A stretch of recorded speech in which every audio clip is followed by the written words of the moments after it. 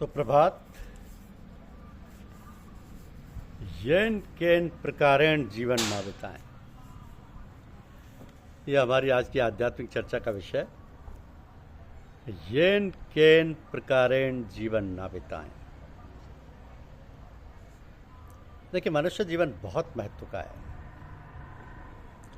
इसे परमपिता ने बड़ी दया कृपा करके हमें दिया है। इसमें पुराने कर्म भोगते भी हैं, नए कर्म बनाते भी हैं। हमें सत्संग का लाभ मिला है, हम इससे कितना लाभ उठाते हैं, हमने क्या पाया क्या खोया, इसका लेखा जोखा करना चाहिए। अच्छे काम के लिए ईश्वर को धन्यवाद करें और बुरे काम का प्रायश्चित करें तथा क्षमा मांगें। प्रेम का निर्वाह बड़ा मुश्किल है। भगवान की दया कृपा है कि हमें मनुष्य जन्म मिला है। प्रेम का मतलब है कि हर हालत में खुश रहें। विपत्ति को भगवान की दया कृपा समझकर भोग ठीक से भोगना चाहिए। कोई घटना हुई कि हम भगवान को दोष देने लगते हैं, ये गलत है। लड़का हुआ खुश हुए, मर गया दुखी हुए, ये गलत है। हर हाल में खुश रहने की आदत डालें, क्योंकि गृहस्थी के सब कार्य भगवान का समझकर करें तो हमें किसी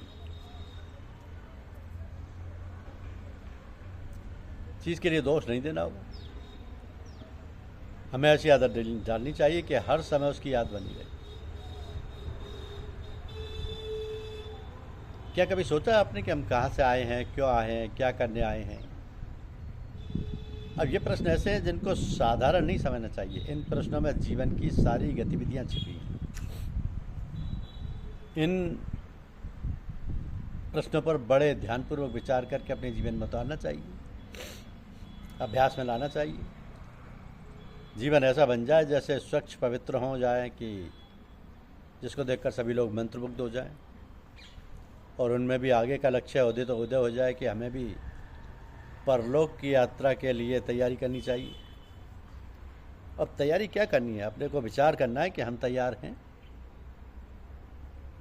जब भी मौत आ जाए हमें भी बड़ी प्रसन्नता के साथ उसका हम स्वागत करते हैं। इसके लिए येन केन प्रकारेण जीवन न बिताना चाहिए,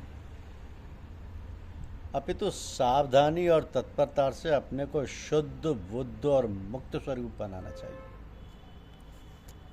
इस स्थिति के लिए कोई खास प्रयत्न नहीं करना है। हर समय हर हालत में बस प्रभु की याद करनी चाहिए। जो भी काम करें प्रभु की याद में, प्रभु को समझकर प्रभु के लिए करें। जो भी काम करें प्रभु की याद में, प्रभु का समझकर प्रभु के लिए करें। साधारण तौर पर ये सब करते रहने से बड़े बड़े कार्य सध जाते हैं। कहीं भी रोड़ा नहीं अटकता, रुकावट नहीं होती। मनुष्य में सरलता और सहजता होनी चाहिए। जब हम स्वच्छ हृदय से अपने आप को किसी के भी सामने प्रकट करते हैं तो मिलने वाले को ऐसा भास होता है कि हम किसी बहुत बड़े आदमी के सामने हैं, और वो अपनी गतिविधि से रहित सुन्न सा हो जाता है। फिर उसके हृदय में एक प्रकार का प्रेम बढ़ाता है। वो उत्सुक हो जाता है कि हम इनकी जो भी सेवा बन पड़े करें, एवं बड़ी नम्रता से पेश आता है। तो ये कोई आश्चर्य की बात नहीं है।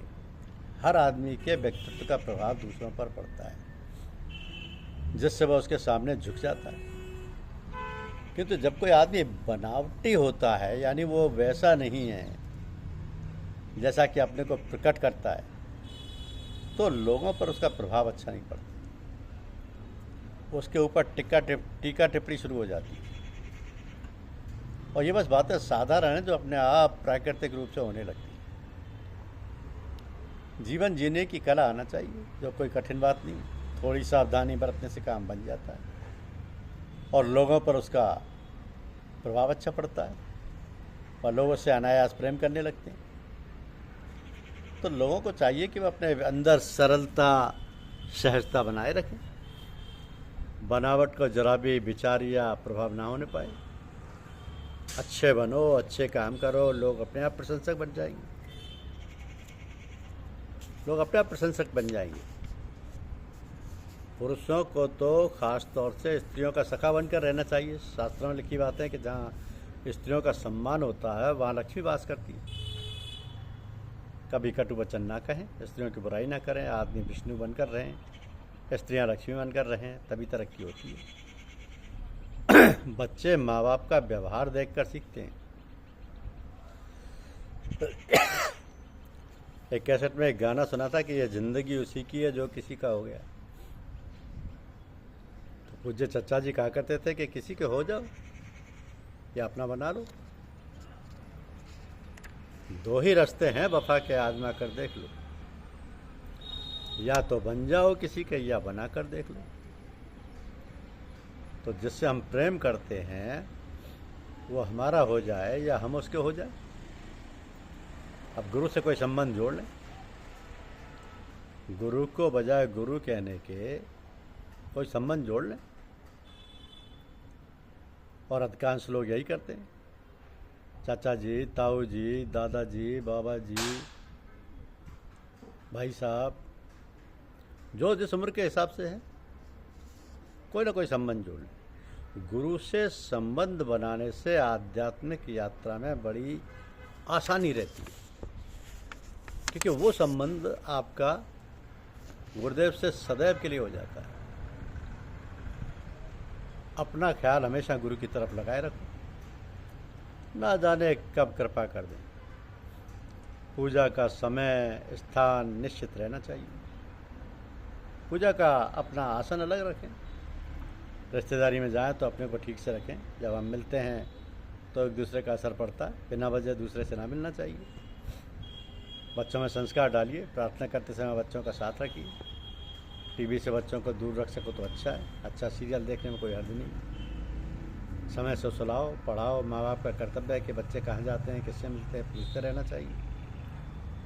व्यवहार में सभी स्त्रियों को खास ख्याल रखना चाहिए कि जितनी देर खाना बनाए भगवान का ख्याल रखें और कोई ख्याल ना आए। स्त्रियाँ चाहे आदमी को देवता बनाए या असुर बना दें, चाहे तो सब घर साफ सुथरा रहे। आदमी बाहर से आए तो उसका स्वागत करें, कोई शिकायत ना करें। तो जब ये शास्त्र संगत का हम करते हैं तो तीनों बातों का विशेष महत्व हो जाता है। सत्संग का भी, सतनाम का भी, सतगुरु का भी। और ये तीनों ही बातें बड़ी भगवान की दया कृपा से मिलती हैं। इसलिए इसी रास्ते पे करें। धन्यवाद। यूट्यूब चैनल को लाइक और सब्सक्राइब अवश्य करें। शुक्रिया।